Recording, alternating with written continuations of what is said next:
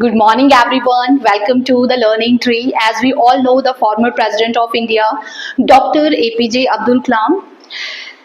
Dr. APJ Abdul Kalam was very hardworking to support his family. He distributed newspaper after his school hour to add his father income.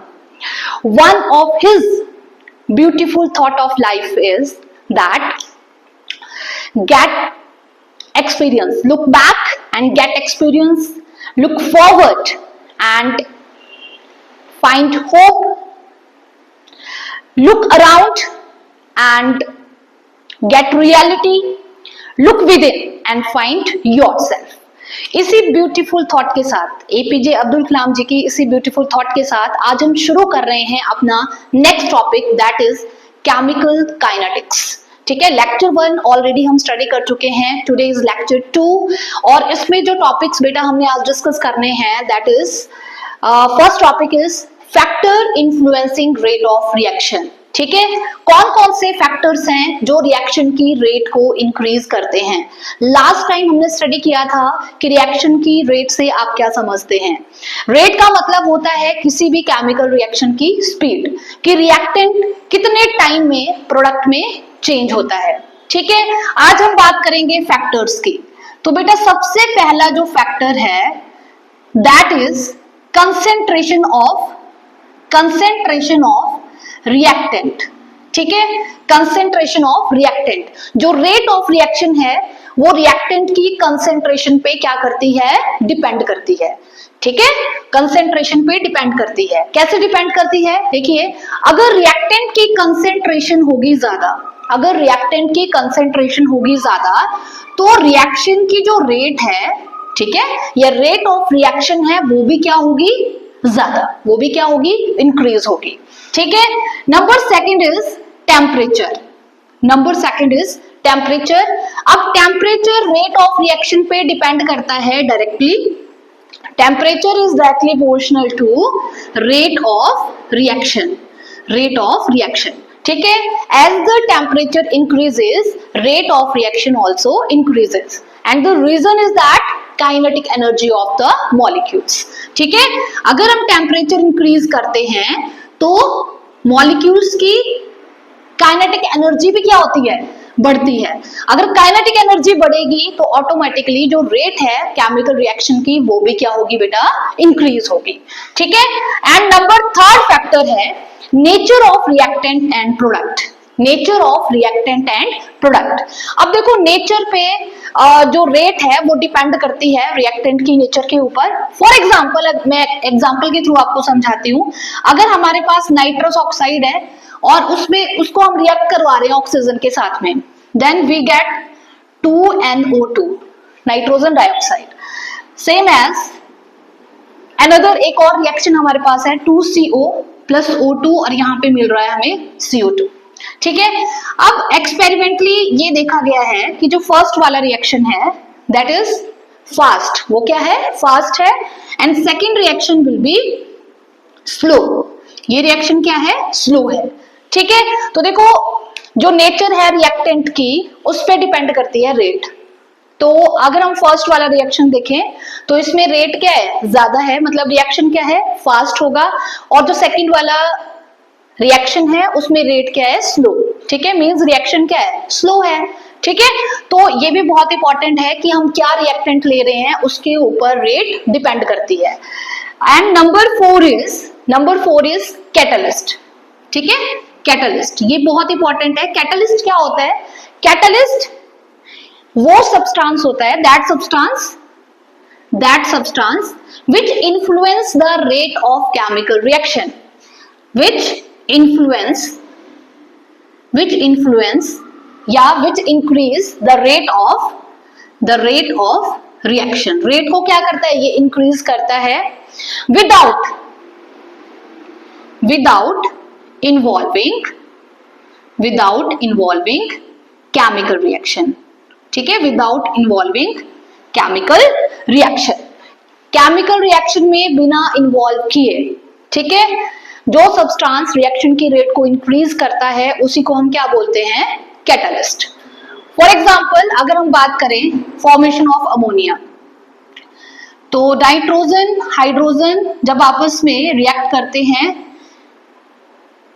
Temperature 1130 kelvin, platinum, ठीक है, या palladium, ये catalyst है, तो हमें मिलता है ammonia, ठीक है। तो यहाँ पे कैटलिस्ट का क्या इंपॉर्टेंट रोल रहेगा, catalyst increase the rate of this reaction, this particular reaction, ठीक है। तो वैसे इस रिएक्शन को होने में भी बहुत ज्यादा समय लगे, बहुत ज्यादा टाइम लगे, पर जैसे हमने यहाँ पे कैटलिस्ट ऐड किया तो रिएक्शन की जो रेट है वो क्या हो जाएगी, फास्ट हो जाएगी, ठीक है। तो ये थे factors. And next factor that is surface area. Surface area, अब सरफेस एरिया के ऊपर रेट ऑफ रिएक्शन डिपेंड करती है। कैसे, अगर सरफेस एरिया ज्यादा तो रिएक्शन की रेट भी ज्यादा। अगर सरफेस एरिया ज्यादा होगा किसी भी रिएक्टेंट का, ठीक है, तो वहां पे रेट भी क्या होगी, ज्यादा होगी। तो बेटा ये हैं फैक्टर्स जिन पे रेट किसी भी केमिकल रिएक्शन की डिपेंड करती है। तो एक बार फिर से देख लो, कंसेंट्रेशन ऑफ रिएक्टेंट, रिएक्टेंट की कंसेंट्रेशन रेट के डायरेक्टली प्रोपोर्शनल है। अगर कंसेंट्रेशन रिएक्टेंट की ज्यादा होगी तो रेट भी क्या होगी, ज्यादा होगी। इसका मतलब क्या हुआ कि स्टार्टिंग में जो रिएक्टेंट है उसकी कंसेंट्रेशन क्या होती है, maximum, and as the reaction proceed the rate या the concentration of the reactant going on decrease, ठीक है। तो नेक्स्ट आता है temperature. Temperature is also directly proportional to rate of reaction. As the temperature increases rate of reaction increases, right. Next है आपका nature of reactant. तो nature of reactant के ऊपर भी रेट ऑफ रिएक्शन डिपेंड करती है। ये डिपेंड करता है हम कौन से रिएक्टेंट ले रहे हैं, ठीक है। नेक्स्ट है catalyst. Catalyst is that substance which influence the rate of reaction without involving in the chemical reaction. Surface area, surface area also increases the rate of reaction, ठीक है। तो ये भी क्या करता है, रेट ऑफ रिएक्शन को इंक्रीज करता है, ठीक है। नेक्स्ट हमारे पास सेकंड बेटे आता है ग्राफिकल रिप्रेजेंटेशन, किसकी, कंसेंट्रेशन वर्सेस टाइम। तो एक ग्राफ हम यहां पे ड्रॉ करेंगे कंसेंट्रेशन वर्सेस टाइम के। ये एक ग्राफ है जो कंसेंट्रेशन रिएक्टेंट की या कंसेंट्रेशन प्रोडक्ट, यहाँ पे कंसेंट्रेशन रिएक्टेंट और प्रोडक्ट दोनों की लेंगे, और किसके साथ में हम ग्राफ बना रहे हैं, टाइम के साथ में। किसके साथ में बना रहे हैं, टाइम के साथ में। तो देखो स्टार्टिंग में जो कंसेंट्रेशन है रिएक्टेंट की, कल भी हमने बात करी थी, जो रिएक्टेंट है उनकी कंसेंट्रेशन स्टार्टिंग में क्या होती है, जब भी कोई केमिकल रिएक्शन है, केमिकल रिएक्शन में क्या होता है, केमिकल रिएक्शन में होते हैं आपके रिएक्टेंट और प्रोडक्ट, ठीक है, यही होता है ना, रिएक्टेंट और प्रोडक्ट। तो हम अगर इस केमिकल रिएक्शन की बात करें तो जो रिएक्टेंट है उनकी कंसेंट्रेशन स्टार्टिंग में क्या होगी, मैक्सिमम। तो हमने यहाँ पे इसको इंडिकेट किया हुआ है। एंड प्रोडक्ट की कंसेंट्रेशन मान लो यहाँ पे ले रहे हैं, ठीक है, क्योंकि प्रोडक्ट की कंसेंट्रेशन स्टार्टिंग में क्या है, 0 है।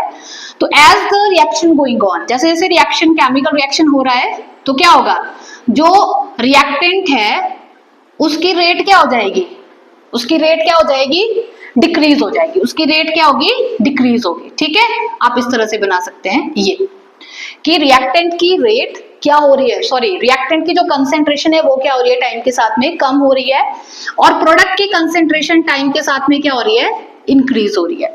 प्रोडक्ट की कंसेंट्रेशन टाइम के साथ में क्या हो रही है, इंक्रीज हो रही है। तो यहाँ पे हम लिख सकते हैं दिस इज रिएक्टेंट, रिएक्टेंट, ठीक है, और this is for product, this is for product, ठीक है। तो रिएक्टेंट की जो कंसेंट्रेशन है वो क्या हो रही है, डिक्रीज हो रही है, एंड प्रोडक्ट की जो कंसेंट्रेशन है वो क्या हो रही है, टाइम के साथ में इंक्रीज हो रही है। तो this is the graph between concentration versus time, and this is very very important. Next topic of discussion is order of reaction. Next हमारा जो टॉपिक है दैट इज ऑर्डर, ठीक है। तो ऑर्डर क्या होता है बेटे, ऑर्डर, ऑर्डर को निकालने के लिए मैं आपको एक एग्जांपल के थ्रू इसको समझाती हूं। जैसे for example we have a chemical reaction जिसमें ए, बी और सी, मान लो ये 3 रिएक्टेंट हैं और तीनों मिलके एक प्रोडक्ट बना रहे हैं पी, ठीक है। अगर इसके लिए according to law of mass action अगर हम रेट डिफाइन करते हैं तो rate is directly proportional to product of molar concentration of their reactant raise to the power their stoichiometry coefficients. ठीक है, पर ये तो हो गया according to law of mass action. ठीक है, पर यहां पर क्योंकि हम ऑर्डर की बात कर रहे हैं तो ये जो स्टोइकियोमेट्री है ये पावर के बराबर हो भी सकते हैं, नहीं भी हो सकते। तो यहां पे इन जनरल मैं ले रही हूं P Q और R। ठीक है, अब यहां पे क्या है बेटे, ये जो पावर्स हैं इनका सम, इसका जो सम है P plus Q plus R, इसी को क्या बोलते हैं ऑर्डर। मान लो ऑर्डर हमने लिया है n, इसी को क्या बोलते हैं ऑर्डर। ठीक है, अब ये जो इक्वेशन है इक्वेशन नंबर 1, इसको हम कैसे लिख सकते हैं, इसको हम लिख सकते हैं rate is equal to K A की पावर P B की पावर Q एंड C की power R, then n is equal to P plus Q plus R। ठीक है, अगर n की वैल्यू होगी 1 तो उसको बोलेंगे फर्स्ट ऑर्डर रिएक्शन, अगर n की वैल्यू होगी 0 उसको बोलेंगे जीरो ऑर्डर रिएक्शन, अगर n की वैल्यू 2 होगी तो सेकेंड ऑर्डर रिएक्शन। ठीक है, तो ऑर्डर क्या हुआ, ऑर्डर ऑफ रिएक्शन हम कहां से निकालते हैं, इसको बोलते हैं रेट लॉ एक्सप्रेशन। इसको क्या बोलते हैं, this is rate law expression. ठीक है, रेट लॉ एक्सप्रेशन की हेल्प से हम क्या निकालते हैं, K। ठीक है, और K को बोला जाता है रेट कांस्टेंट, K को क्या बोला जाता है, रेट कांस्टेंट। फिर से देखो, मैं एक बार फिर से आपको बताती हूं। तो हम कर रहे हैं rate law expression. Rate law expression जो है वो सिमिलर है, इसका जो डेफिनेशन है that is similar to law of mass action. Law of mass action के अकॉर्डिंग क्या होता था, rate is directly proportional to the product of molar concentration of reactant raise to the power their stoichiometric coefficients, right.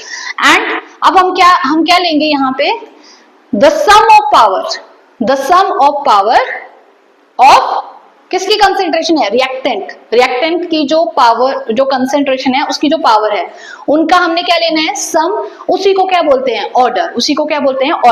और यहाँ पे जो K है इसको क्या बोलते हैं, रेट कांस्टेंट। ठीक है, इसको क्या बोलते हैं, रेट कांस्टेंट। तो नेक्स्ट हमारा आता है यूनिट ऑफ रेट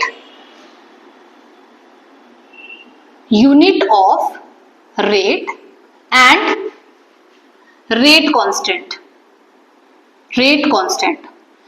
रेट क्या होता है, ऑलरेडी हम डिस्कस कर चुके हैं। रेट क्या होता है, चेंज इन कंसेंट्रेशन। ठीक है, मैं फिर से आपको बताती हूँ। Rate is equal to change in concentration with respect to time. और रेट कांस्टेंट क्या होता है, अभी हमने देखा K। ठीक है, K। अब रेट के यूनिट क्या है, रेट के यूनिट होते हैं, कंसेंट्रेशन के यूनिट मोल लीटर इनवर्स और टाइम के second inverse. Mole litre inverse, second inverse, this is the unit of rate. और जो K है दैट इज, जिसको हम क्या बोलते हैं, रेट कांस्टेंट। ठीक है, इसके जो unit are different for different order. इसके यूनिट डिफरेंट होते हैं डिफरेंट ऑर्डर के लिए। ठीक है, अब इन जनरल हम K के यूनिट निकालेंगे। ठीक है, तो क्या होंगे, देखो इसके लिए हम एक इक्वेशन लेते हैं। मान लो A है रिएक्टेंट और वो क्या बना रहा है, प्रोडक्ट P। ठीक है, इसके लिए जो रेट है वो क्या होगी, K A की पावर n मीन्स कोई भी आपका ऑर्डर है। ठीक है, तो K के यूनिट अभी हमें निकालने हैं, तो K is equal to rate. ठीक है, या ऐसे रख दो, K के यूनिट कैसे, रेट के यूनिट क्या होते हैं, mole litre inverse second inverse, यही होते हैं ना रेट के यूनिट। अभी हमने देखा mole litre inverse second inverse, and this is K। और K A क्या है, A इज कंसेंट्रेशन, तो A के यूनिट क्या होंगे, मोल लीटर इनवर्स की पावर n।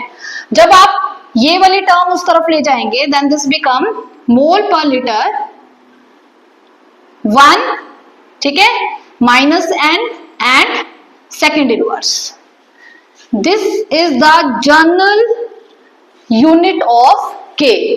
ठीक है, अब ये डिपेंड करेगा कि हम कौन से किस ऑर्डर के लिए यूनिट निकाल रहे हैं। मान लो फॉर जीरो ऑर्डर रिएक्शन, ठीक है, तो n की वैल्यू क्या होगी, जीरो। n की वैल्यू क्या होगी, जीरो। अगर n की वैल्यू जीरो होगी तो इस वाले इक्वेशन में आपको फिल करके देखना है, तो क्या बनेगा, मोल लिटर इनवर्स, ठीक है, 1 minus zero second inverse is equal to k. Then this equation, this unit become mole litre inverse second inverse. ये आ गए के यूनिट किसके लिए, जीरो ऑर्डर रिएक्शन के लिए। ठीक है, तो यहां से हम क्या कंक्लूजन निकाल सकते हैं, the zero order reaction is equal to the, देखो जीरो ऑर्डर रिएक्शन में के यूनिट भी क्या हुए, mole litre inverse second inverse, और रेट के यूनिट क्या क्या होते हैं, mole litre inverse second inverse. तो देखो दोनों यूनिट क्या है, सेम है। तो हम यहां से क्या कंक्लूड कर सकते हैं, unit of k for zero order reaction will be equal to rate of reaction। This is very important conclusion। ठीक है, बहुत बार ये कंपटीशन में पूछा जाता है, तो प्लीज ध्यान से इसको याद रखना है। सेकंड है, अगर हम फर्स्ट ऑर्डर के लिए निकालते हैं, ठीक है, अगर हम यही यूनिट फर्स्ट ऑर्डर के लिए निकालते हैं, तो फर्स्ट ऑर्डर के लिए बताइए, जल्दी से करना है एंड प्लीज टेल मी। तो n की वैल्यू क्या होगी बेटा, यस n की वैल्यू क्या होगी, 1। वेरी गुड, n की वैल्यू क्या होगी, 1। तो क्या आएगी, mole litre inverse 1 minus 1 and second inverse. तो बताइए यूनिट क्या आएंगे, देखो ये 1 माइनस 1 0 हो गया, तो सेकेंड इनवर्स। फर्स्ट ऑर्डर के लिए जो k है उसका यूनिट क्या आया, यूनिट ऑफ k क्या आया, सेकेंड इनवर्स। जीरो ऑर्डर के लिए क्या आया था, मोल लिटर इनवर्स सेकेंड इनवर्स। इस तरह से आप सेकेंड ऑर्डर के लिए, थर्ड ऑर्डर के लिए, ठीक है, किसी भी ऑर्डर के लिए निकाल सकते हैं। तो ये था कि हम k के यूनिट, k क्या होता है, रेट कांस्टेंट के यूनिट किसी भी ऑर्डर के लिए कैसे निकाल सकते हैं। ठीक है, तो आपने ये इक्वेशन याद रखनी है and you have to fill the n value, right. अगर n की जगह पे आप 0 लिखते हैं तो जीरो ऑर्डर, n की जगह पे 1 लिखते हैं तो फर्स्ट ऑर्डर, 2 तो सेकंड ऑर्डर। ठीक है, ये तो था। अगर गैसियस सिस्टम के लिए यही यूनिट आपको लिखने के लिए बोल दिया जाए फॉर गैसियस सिस्टम, तो ये कंसेंट्रेशन तो है किसके लिए, ये है आपके लिक्विड के लिए। ठीक है, अगर मान लो गैसेस, तो यहां पे लिख लीजिए for gaseous system the unit of के कैसे लिखेंगे, यस, यूनिट ऑफ के, गैसेस के यूनिट एटीएम, ठीक है, 1 माइनस n सेकेंड इनवर्स। तो के यूनिट ये होंगे। इसमें भी आप zero order, first order, second order, जैसे जैसे आप n की वैल्यू पुट अप करेंगे you get the unit of के। ठीक है, फॉर डिफरेंट ऑर्डर्स। तो बेटा ये था हमारा कि हम किसी भी सिस्टम के लिए ऑर्डर या रेट कांस्टेंट के लिए यूनिट कैसे निकाल सकते हैं डिफरेंट ऑर्डर्स के। ठीक है, अब हम यहाँ पे एक क्वेश्चन करके देखते हैं, that is calculate the overall rate of reaction which has rate law expression, rate is equal to k, A की पावर हाफ एंड बी की पावर 3/2।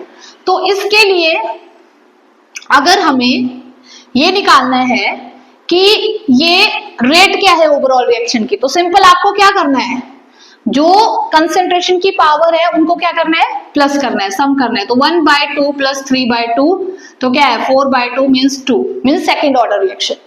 ठीक है, और वैसे ही यहाँ पे भी हम क्या कर सकते हैं, निकाल सकते हैं। तो क्या होगा, 3/2 माइनस 1। ठीक है, तो कर सकते हैं ना। तो इस तरह से ये आपका आता है केमिकल काइनेटिक्स का factors and order of reaction. ठीक है, तो एक बार फिर से सम अप कर देते हैं आज हमने क्या करा। तो देखो बेटा, सबसे पहला टॉपिक जो हमने डिस्कस किया दैट इज फैक्टर्स। ठीक है, फैक्टर्स जो रेट को इफेक्ट करते हैं, तो कौन कौन से फैक्टर हमने डिस्कस किए, concentration of reacting species, temperature of the system, nature of reactant and product, presence of catalyst and surface area. ठीक है, वेरी वेरी इंपॉर्टेंट। नेक्स्ट हमने डिस्कस किया graph between concentration and time. ठीक है, क्योंकि reactant की concentration starting में maximum होती है एंड विद टाइम वो डिक्रीज होती जाती है। प्रोडक्ट की कंसेंट्रेशन स्टार्टिंग में 0 होती है एंड विद टाइम वो क्या होती है, इंक्रीज होती है। तो यहाँ पे हमने ग्राफिकली उसको रिप्रेजेंट किया।